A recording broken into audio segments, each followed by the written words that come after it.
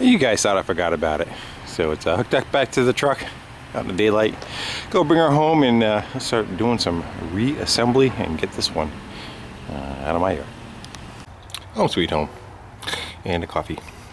And then I just gotta regroup in my mind what we were doing. I believe I just have to reassemble all the brake lines where they need to go, and then the conduit that went across the back. So I'm gonna yank that stuff out of the back of the double cab where it's stored and start getting all that stuff screwed back on here. Hey, I don't know if you guys recognize this, but these are the two shock absorbers that were on the front trailer hitch part of it that dampen the motion for when you apply the brakes. The whole assembly slides, which pushes the master cylinder, but instead of it just hammering the master cylinder, it's got two shock absorbers on it to kind of dampen it, and then they're pinned in location. That's the pin that was there, and as you can see I had to go and cut that out of there to get them to release. So we're gonna do our best to try to repair that without baking the cylinders or exploding the cylinders, and we're gonna go weld them back together. So I got it sitting on a piece of brass rod, and hopefully it does not stick to the rod. It should not, and still be able to get the pin back in afterwards. And if we have to hone it a little bit, so be it. But I figure I turn the camera on and we'll go buzz this together.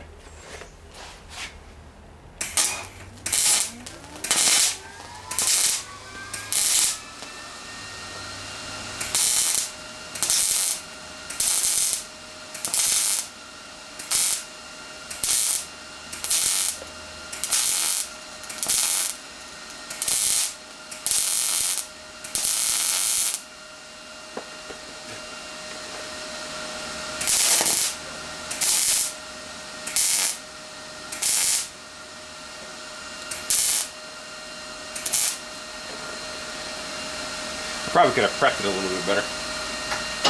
Cool that one off.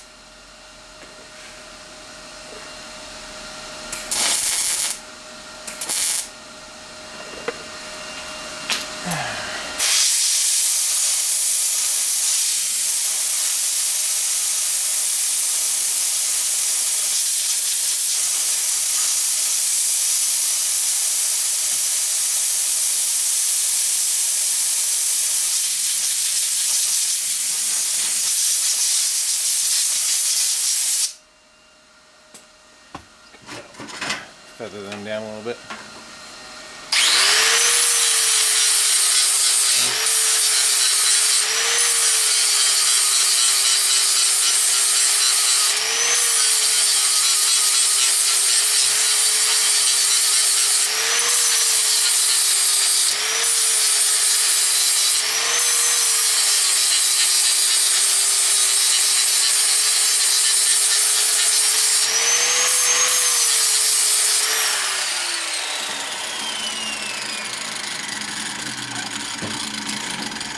Good as old. I'm gonna go dunk them and cool them off a little bit and see if the pin fits back in.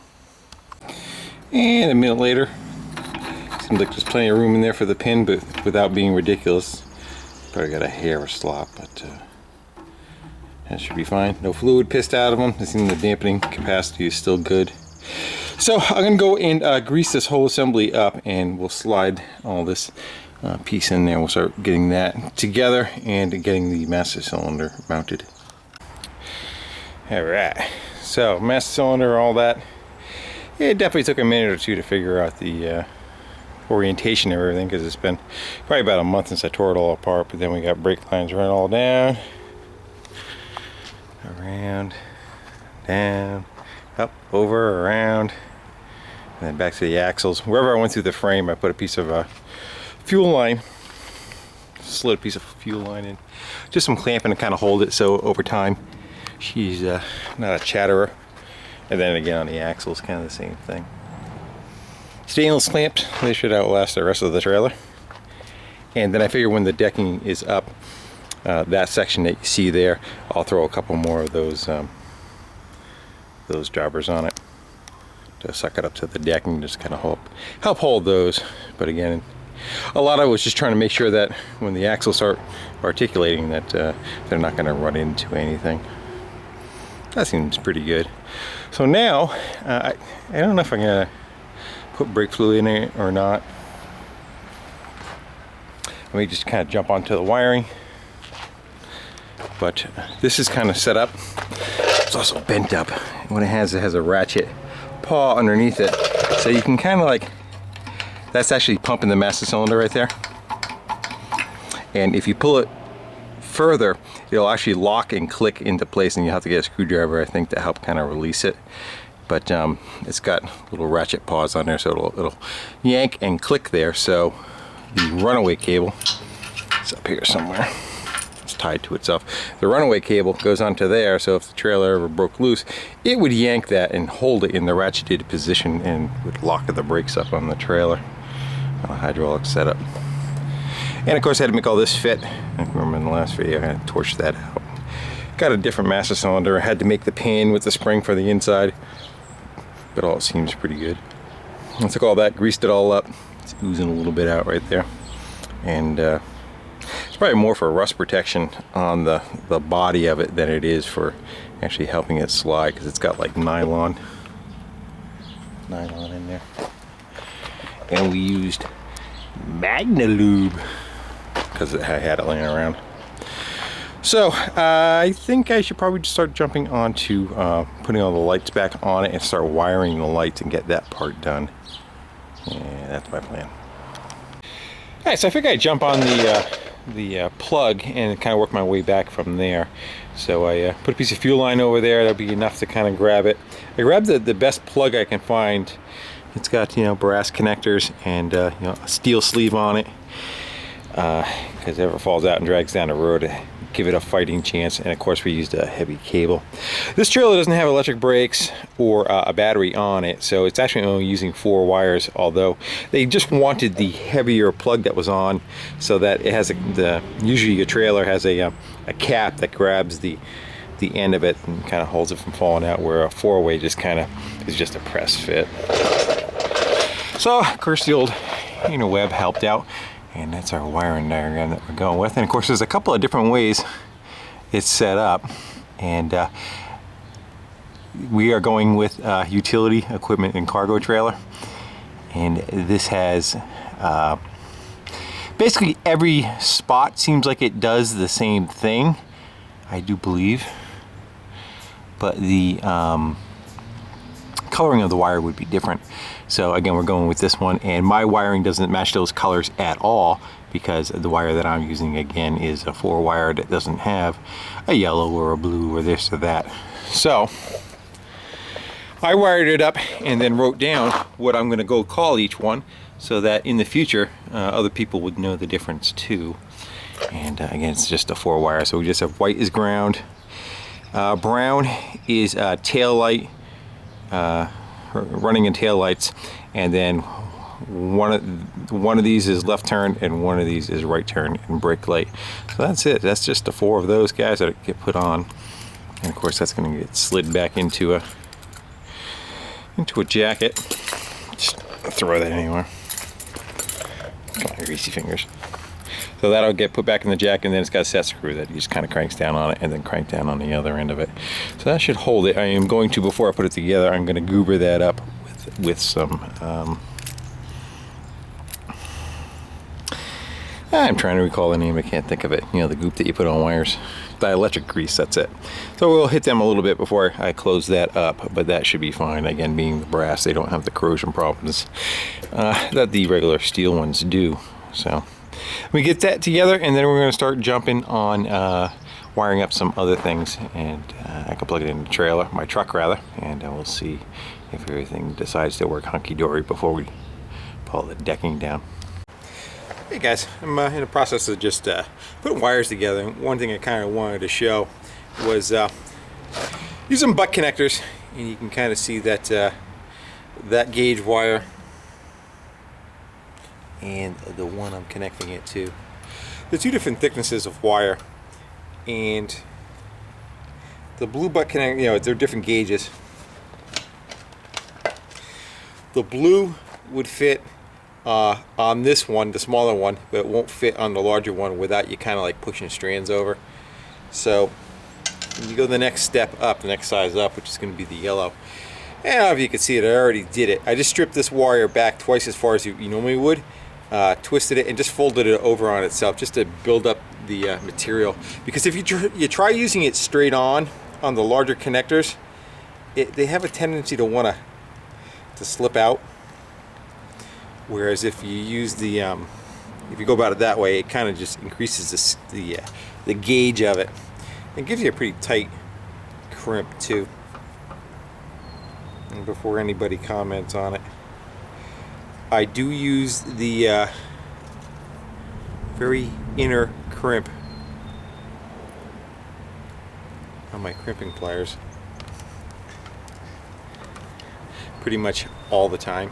The scales on them are supposed to be for a different size wire, and you know, insulated only, you know, non-insulated, and I find the one in here gives you the best crimp and also gives you the most power to kind of go and crimp on that. So that should be a good doobie. I just got to shoot some goobery snot on both sides of it, and we'll continue on down the line. Figured I'd just kind of throw that in there. And it never fails that something goes wrong, so that's kind of why I did not bundle any of the wires up and commit yet, because one of them on the brake light and directionals work fine. It's the running lights that are a problem, and one of the running lights are going directly to ground somewhere in the circuit. So unfortunately that's the one that kind of runs all over the place. So I'm going to try and look at where the most likely culprit would be, and I think what I'm going to go do is clip that one right there. Those are for running the two front lights, and it's easily repaired, and I'll see if it kind of goes away.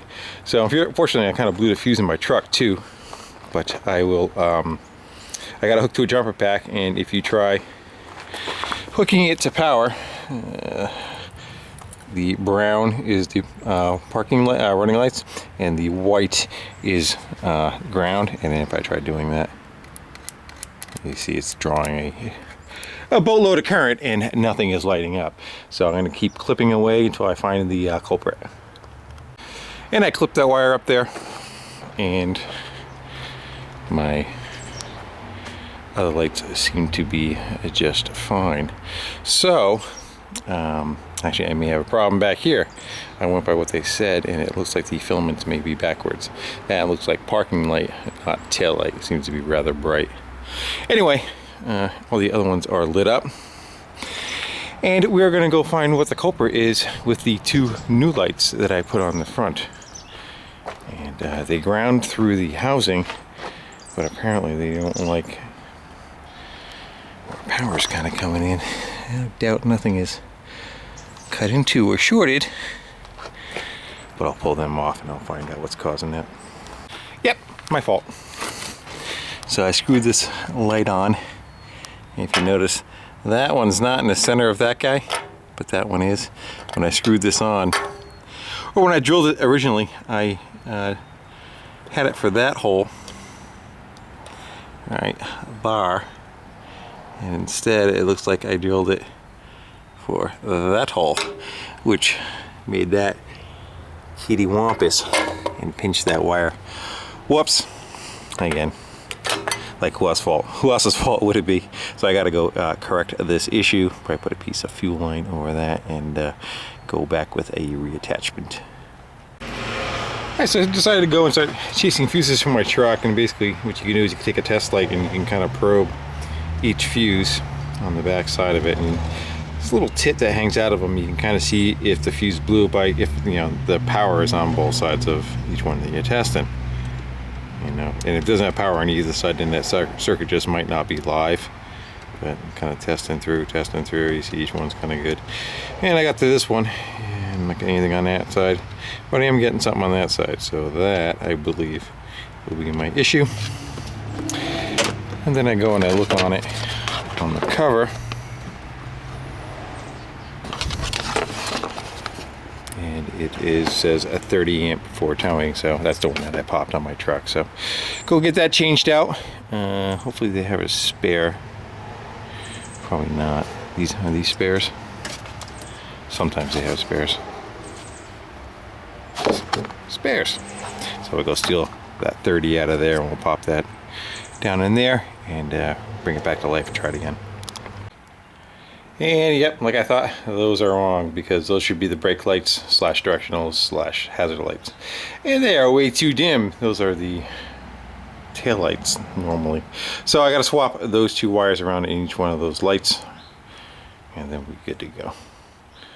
Mistake number 2. Okay, my own defense.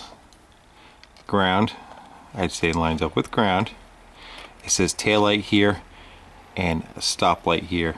So I kind of lined up the tail light with the tail light, and then the stop light with the stop light. No, that goes to that, that goes to that. My video, I can complain if I want. That's better. I can start buttoning up the wiring. Doing like those. Should love run long wires, and your ground fluctuates the other ones. But we're living with it. I tried running the jumper from the truck right to the trailer to help the ground out a little bit, but it didn't seem to do much.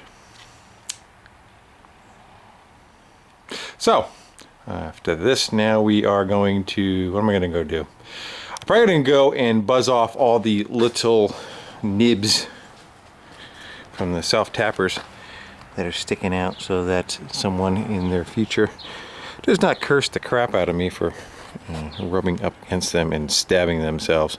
And then we're going to go and just start tucking all the wires up and cleaning all that up a little bit. Proper like. But, let's see, the front one's even doing the old fluctuation. So be it. Hey, you want to see why those lights were pulsing? Mistake number 3. Because I killed the battery. So it wasn't having enough to kind of keep her going. So I heard the beeper in the truck sounding very odd, and I went over, and that was my issue. So that should cure that problem in about a half hour. That's better. With a full battery. I'm going to let the truck probably sit on the charger overnight, but I am running out of daylight. It's moonlight now, and I'm tired, so I'm going to go shut her down. But I'll probably continue with this one tomorrow. Alright, so I was moving on without you, but I left the camera inside. But I went in and got a coffee and a snack, and continued on. Tried bleeding the brakes some, and I'm able to get fluid to the wheel cylinders, but like I figured the wheel cylinders are shot, and I figure I'll tackle that all in one part too. So right now I'm just kind of working on getting the decking bolted down, and I was trying to figure out my spacing and all that. So what I did is I just kind of eyeballed them around, and they're off a little bit, but so be it. But I wanted to kind of like pin them so they're not ridiculous. So I took and just drilled a hole in each one just to pin it. There's no nuts or anything on the bottom of it yet, so I ran across the back side and I did one row across the front, and that, so now they're kind of keyed. And I think what I'm going to do is I'll pull this one up out of the way, and I'm going to drill this one all the way around. I'm going to nut and bolt it. Of course I'm going to nut and bolt it. And I'm going to double nut it on the bottom, so I won't use a jam nut. I won't use any washers or anything on the steel, but I'm gonna run a nut up and then another nut right behind it, and that'll lock it together, because I figure over time, if the wood starts to deteriorate, it kind of shrinks down, the bolts sink in it, that the nuts would back off because there wouldn't be enough tension on them. So again, we'll just use a Calvi hardware. I use a 3" by 5/16, and those should be you know, not causing any harm. Plus the little square shank should you know, hammer itself into the wood pretty good and keep itself from turning. So, lost that one. I got 50 bolts, 100 nuts, and I don't even think that's going to be enough. I think I'm going to need about 60 or so, 60 or 70. If I'm going to run till I run out and take one more run to Home Depot. But even just those 2 boxes and the box of nuts was already 67 bucks. So it's going to be $80, $90 just in bolts to bolt the wood down. Imagine that. Nothing's cheap anymore. All right, well, let me just get to getting this done and move on. So now, 80 bucks in hardware later. It's all screwed down and nice and solid. Again, as I said, I kind of skipped every other one. That way it wasn't $160 in hardware. The only place I kind of changed pattern was right here. I ended up putting one in the middle and one in the middle because underneath there is where the brake line stuff is attached. So I kind of had to just go zigzag around that. So the last thing I'd like to try to go do, I think, is the end of it with the boards hanging off, and basically that's where your tires are going to be rubbing every time you go up and down on the ramp with whatever power equipment, and it has a tendency to chew the ass end of it up. Ended up where it did not have bolts on that, kind of going back and forth whether to bolt it or not. What I decided to do, as you can see by that piece of angle, so I'm going to cut that angle where that white line is there, and we're just going to cap the end of it and weld it right in place. And if somebody wants to remove it sometime in the future to go and replace the boards, you still can. You just cut it out with a whiz saw. But I figure I'll catch a weld here and then on the faces of each one of those. Well, I'm going to go cut that and lay it back in, use it as a straight edge, and I think I want to trim back the boards with a sawzall because they're kind of, you know, pick a length, any length. So that's the way they were, but we're going to go clean that up, try to make it probably a straight line, I figure. Maybe right about there. Slice them off, and that'll kind of suck that up a little further too. Thing is, I don't have the ramps. I'm not quite sure where it would interrupt or hit, or you know what clearance factor we have. So I'd rather caution on the direction of a little bit too much instead of not enough. So I'm gonna get the slicing, get that on there, and I have to kind of do touch-up paint when I do the wheel wells and stuff anyway. And when I do that, I'll just come back and hit that last one red over again. And there we go. That ought to hold it. Give it a lot stronger lip on the back side so it doesn't start tearing up the end of the wood, you know, and then I also don't have to worry about securing it. So that's it. The only thing I have left now is I got to pull one of the wheels off and take one of the wheel cylinders and order 4 of them. And of course, whatever the brakes look like too. Maybe brake shoes or whatnot. But it breaks, and then when I have that apart, I want to paint the inside of the wheel wells. I'll paint that piece I just put on, and I want to go over the outside of the wheel wells one more time because on one of them, it's a little thin. That one you can kind of still see through. So we might as well make it pretty while we can, right? And that's it. Lights are done, brakes will be done, and this could leave my house. And then we'll just have some other projects to start, but that's okay. Sometimes when they drag on, you know what I mean? So hopefully this is the end of this video, and I will catch you on the next one. Thank you. Later.